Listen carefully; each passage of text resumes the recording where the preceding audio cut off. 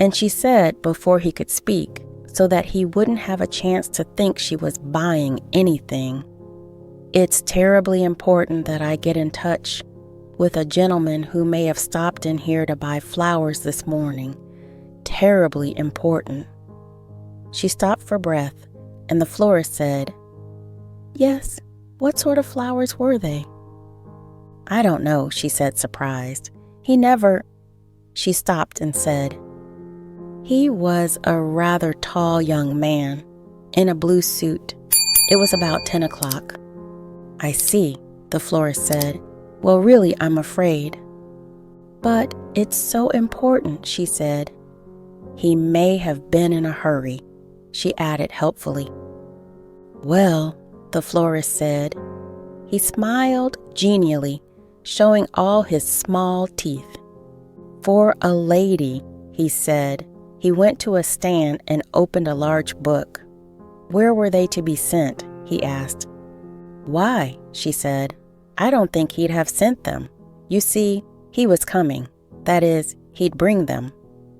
"Madam," the florist said. He was offended. His smile became deprecatory, and he went on, "Really, you must realize that unless I have something to go on—" "Please try to remember," she begged. "He was tall and had a blue suit, and it was about 10 this morning." The florist closed his eyes, one finger to his mouth, and thought deeply. Then he shook his head. "I simply can't," he said. "Thank you," she said despondently, and started for the door when the florist said in a shrill, excited voice, "Wait, wait just a moment, madam." She turned, and the florist, thinking again, said finally, "Chrysanthemums?" He looked at her inquiringly. "Oh no," she said. Her voice shook a little, and she waited for a minute before she went on. "Not for an occasion like this, I'm sure." The florist tightened his lips and looked away coldly. "Well, of course, I don't know the occasion," he said, "but I'm almost certain that the gentleman you were inquiring for came in this morning and purchased 1 dozen chrysanthemums. No delivery." "You're sure?" she asked. "Positive," the florist said emphatically. "That was absolutely the man." He smiled brilliantly, and she smiled back and said, "Well, thank you very much." He escorted her to the door. "Nice corsage," he said as they went through the shop. "Red roses, gardenias." "It was very kind of you to help me," she said at the door. "Ladies always look their best in flowers," he said, bending his head toward her. "Orchids, perhaps." "No, thank you," she said, and he said, "I hope you find your young man," and gave it a nasty sound. Going on up the street, she thought, "Everyone thinks it's so funny," and she pulled her coat tighter around her so that only the ruffle around the bottom of the print dress was showing. There was a policeman on the corner, and she thought, "Why don't I go to the police? You go to the police for a missing person." And then thought, what a fool I'd look like. She had a quick picture of herself standing in a police station saying, "Yes, we were going to be married today, but he didn't come." And the policemen, 3 or 4 of them standing around listening, looking at her, at the print dress, at her too bright makeup, smiling at one another. She couldn't tell them any more than that, could not say, "Yes, it looks silly, doesn't it? Me all dressed up and trying to find the young man who promised to marry me. But what about all of it you don't know? I have more than this, more than you can see, talent perhaps and humor of a sort, and I'm a lady, and I have pride and affection and delicacy and a certain clear view of life that might make a man satisfied and productive and happy. There's more than you think when you look at me." The police were obviously impossible, leaving out Jamie and what he might think when he heard she'd set the police after him. "No, no," she said aloud, hurrying her steps, and someone passing stopped and looked after her. On the coming corner, she was 3 blocks from her own street, was a shoe shine stand, an old man sitting almost asleep in one of the chairs. She stopped in front of him and waited, and after a minute, he opened his eyes and smiled at her. "Look," she said, the words coming before she thought of them. "I'm sorry to bother you, but I'm looking for a young man who came up this way about 10 this morning. Did you see him?" And she began her description. "Tall, blue suit, carrying a bunch of flowers?" The old man began to nod before she was finished. "I saw him," he said. "Friend of yours?" "Yes," she said, and smiled back involuntarily. The old man blinked his eyes and said, "I remember I thought, you're going to see your girl, young fellow. They all go to see their girls," he said, and shook his head tolerantly. "Which way did he go? Straight on up the avenue?" "That's right," the old man said. "Got a shine, had his flowers, all dressed up in an awful hurry. You got a girl, I thought." "Thank you," she said, fumbling in her pocket for her loose change. She sure must have been glad to see him, the way he looked, the old man said.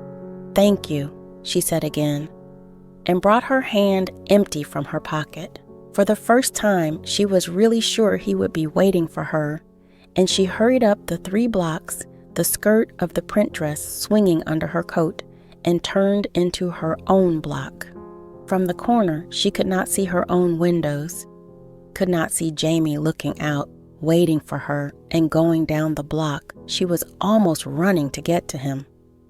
Her key trembled in her fingers at the downstairs door, and as she glanced into the drugstore, she thought of her panic, drinking coffee there this morning, and almost laughed. At her own door, she could wait no longer, but began to say, "Jamie, I'm here. I was so worried," even before the door was open. Her own apartment was waiting for her, silent, barren, afternoon shadows lengthening from the window. For a minute, she saw only the empty coffee cup, thought, "He has been here waiting," before she recognized it as her own, left from the morning. She looked all over the room, into the closet, into the bathroom. "I never saw him," the clerk in the drugstore said. "I know because I would have noticed the flowers. No one like that's been in." The old man at the shoe shine stand woke up again to see her standing in front of him. "Hello again," he said and smiled. "Are you sure?" she demanded. "Did he go on up the avenue?" "I watched him," the old man said, dignified against her tone. "I thought, there's a young man's got a girl, and I watched him right into the house." "What house?" she said remotely. "Right there," the old man said. He leaned forward to point. "The next block, with his flowers and his shine and going to see his girl, right into her house." "Which one?" she said. "About the middle of the block," the old man said. He looked at her with suspicion and said, "What you trying to do anyway?" She almost ran without stopping to say thank you. Up on the next block, she walked quickly, searching the houses from the outside to see if Jamie looked from a window, listening to hear his laughter somewhere inside. A woman was sitting in front of one of the houses, pushing a baby carriage monotonously back and forth the length of her arm. The baby inside slept, moving back and forth. The question was fluent by now. "I'm sorry, but did you see a young man go into one of these houses about 10 this morning? He was tall, wearing a blue suit, carrying a bunch of flowers." A boy about 12 stopped to listen, turning intently from one to the other, occasionally glancing at the baby. "Listen," the woman said tiredly. "The kid has his bath at 10. Would I see strange men walking around? I ask you." "Big bunch of flowers?" the boy asked, pulling at her coat. "Big bunch of flowers? I seen him, missus." She looked down and the boy grinned insolently at her. "Which house did he go in?" she asked wearily. "You gonna divorce him?" the boy asked insistently. That's not nice to ask the lady, the woman rocking the carriage said. Listen, the boy said, I seen him. He went in there. He pointed to the house next door. I followed him, the boy said. He give me a quarter. The boy dropped his voice to a growl and said, This is a big day for me, kid, he says. Give me a quarter. She gave him a $1 bill. Where? She said. Top floor, the boy said. I followed him till he give me the quarter, way to the top. He backed up the sidewalk, out of reach with the $1 bill. You gonna divorce him? He asked again. Was he carrying flowers? Yeah, the boy said. He began to screech. You gonna divorce him, missus? You got something on him? He went careening down the street, howling. She's got something on the poor guy. And the woman rocking the baby laughed. The street door of the apartment house was unlocked. There were no bells in the outer vestibule and no lists of names. The stairs were narrow and dirty. There were 2 doors on the top floor. The front one was the right one. There was a crumpled florist paper on the floor outside the door, and a knotted paper ribbon like a clue, like the final clue in the paper chase. She knocked and thought she heard voices inside, and she thought suddenly with terror, what shall I say if Jamie is there, if he comes to the door? The voices seemed suddenly still. She knocked again, and there was silence, except for something that might have been laughter far away. He could have seen me from the window, she thought. It's the front apartment, and that little boy made a dreadful noise. She waited and knocked again, but there was silence. Finally, she went to the other door on the floor and knocked. The door swung open beneath her hand, and she saw the empty attic room, bare lath on the walls, floorboards unpainted. She stepped just inside, looking around. The room was filled with bags of plaster, piles of old newspapers, a broken trunk. There was a noise which she suddenly realized as a rat, and then she saw it sitting very close to her, near the wall, its evil face alert, bright eyes watching her.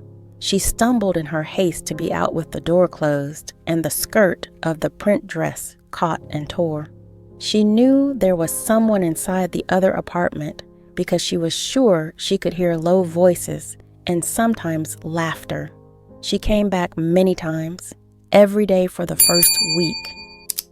She came on her way to work in the mornings, in the evenings, on her way to dinner alone, but no matter how often or how firmly she knocked, no one ever came to the door.